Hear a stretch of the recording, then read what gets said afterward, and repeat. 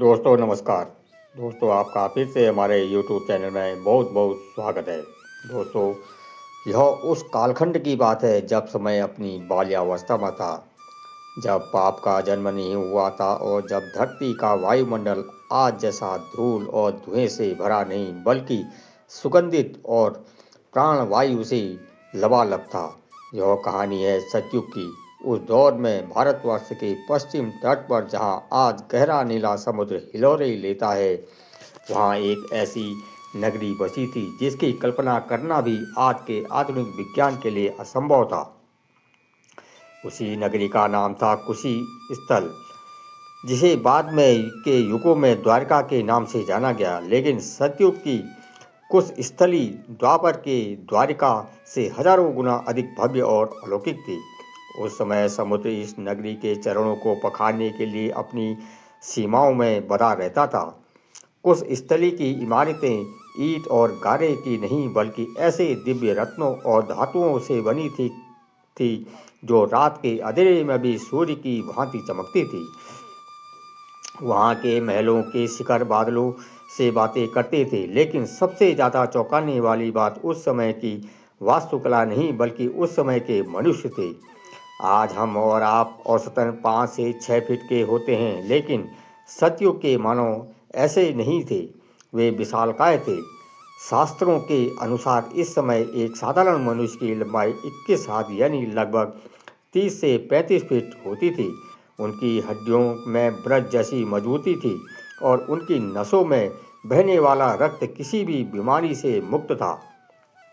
बुढ़ापा उनके आसपास तक नहीं पटकता था जब तक वे स्वयं उसे बुलाते नहीं थे। मृत्यु एक दुर्घटना नहीं बल्कि एक चुनाव हुआ करती थी।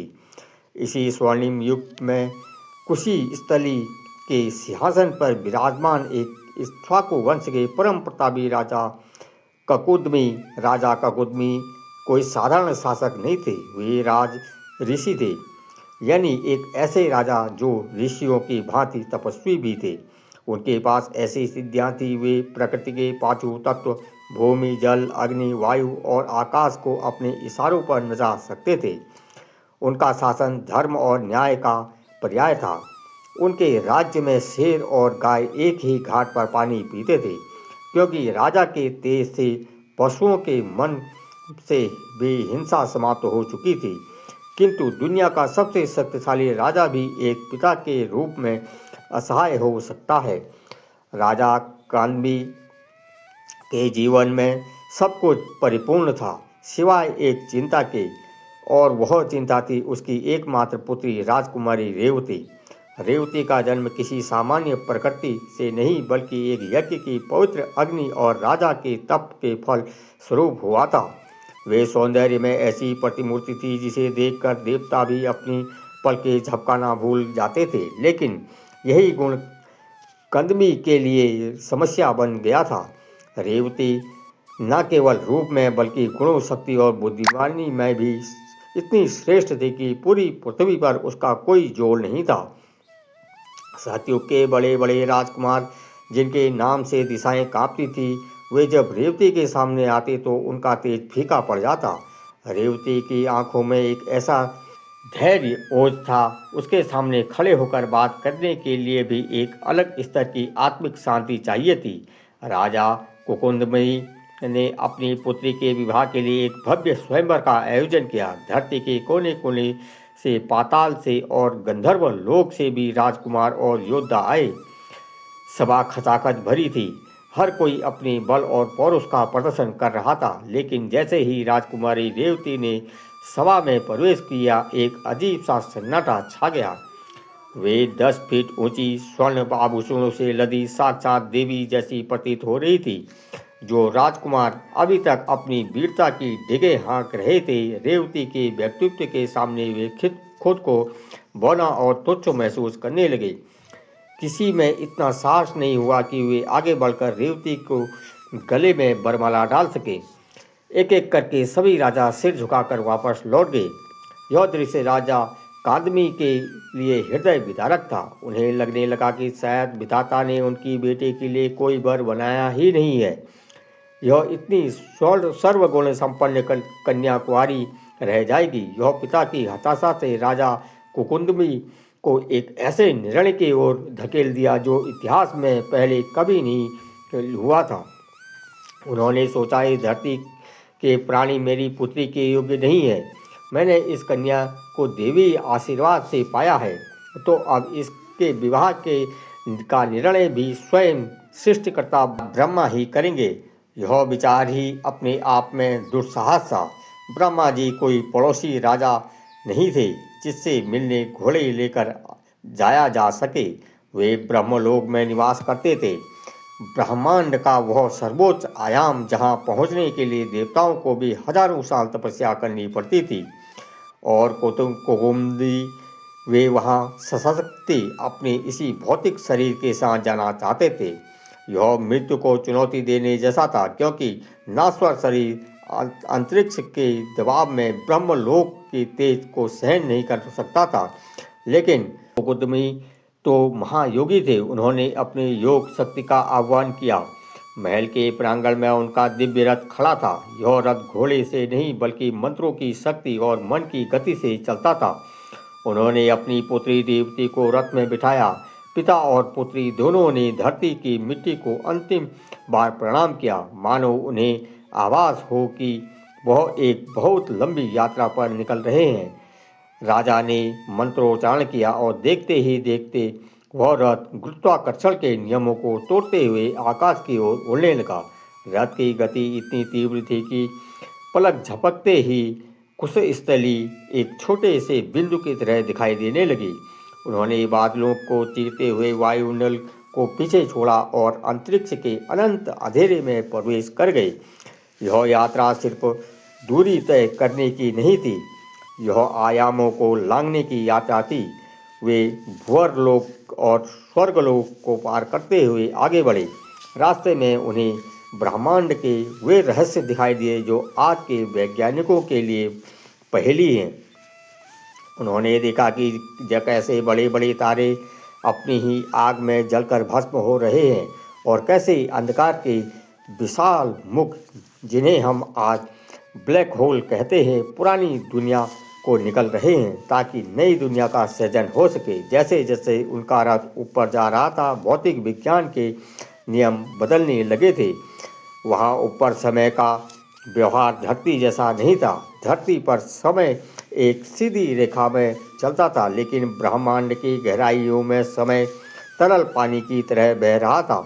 राजा कंदमी और रेवती को लग रहा था कि अभी यात्रा शुरू हुई है, कुछ ही पल बीते हैं, लेकिन वास्तव में वे काल के एक भौर में फंसते जा रहे थे। बाहर गहरा सन्नाटा था, ऐसा सन्नाटा जिसमें आप अपनी आत्मा की आवाज़ सुन सके, और बीच बीच में नक्षत्रों के घूमने से पैदा होने वाले गंभीर नाद ओम की ध्वनि सुनाई दे रही थी। मेहरलोक, जनलोक और तपोलोक को पीछे छोड़ते हुए उनका रथ आखिरकार ब्रह्मांड के सर्वोच्च शिखर पर पहुंचा। सामने ब्रह्मलोक का विशाल द्वार था, जहां का प्रकाश इतना तीव्र और चकाचौंध करने वाला था कि साधारण मनुष्य की आंखें उसे देखने ते ही पिघल जाएं। वो प्रकाश किसी सूर्य का नहीं बल्कि करोड़ों सूर्यों के तेज के समान था। फिर भी उसमें शीतलता थी। द्वार पर खड़े जय और विजय जैसे द्वारपालों ने रथ को रोका, लेकिन राजा कुकुंदमी के तपोबल से उनके मस्तक पर चमकते सूर्य वंश के तेज को देखकर उन्होंने मार्ग दे दिया। रथ रुका, राजा कंदमी और रेवती नीचे उतरे। उनके पैर अब उस धरातल पर थे जहाँ से सृष्टि का संचालन होता है। वे उत्साहित थे। उन्हें लग रहा था कि बस कुछ ही क्षणों में ब्रह्मा जी से मिलेंगे, अपनी समस्या का हल पाएंगे और वापस अपनी प्यारी नगरी कुशस्थली लौट जाएंगे। लेकिन वे इस बात से पूरी तरह अनजान थे कि उन्होंने ब्रह्मलोक की दहली पर कदम रखकर अपने जीवन का सबसे बड़ा जुआ खेल लिया है। ब्रह्मलोक का वह द्वार पार करते ही राजा कुकुंदमी को अनुभव हुआ कि वे अब उस जगत में नहीं हैं जहाँ भौतिक नियम काम करते हैं। यहाँ का वातावरण नितांत भिन्न है। वहाँ ना तो सूरज था, ना ही चंद्रमा। वह अंधकार का कोई अस्तित्व नहीं था। वहाँ हर वस्तु स्वयं प्रकाशित थी, मानो हर कण के भीतर एक सूर्य छिपा है। यहाँ के निवासी जो तेजस्वी और दिव्य शरीरों वाले थे, उन्हें किसी वस्तु को बनाने के लिए मेहनत नहीं करनी पड़ती थी।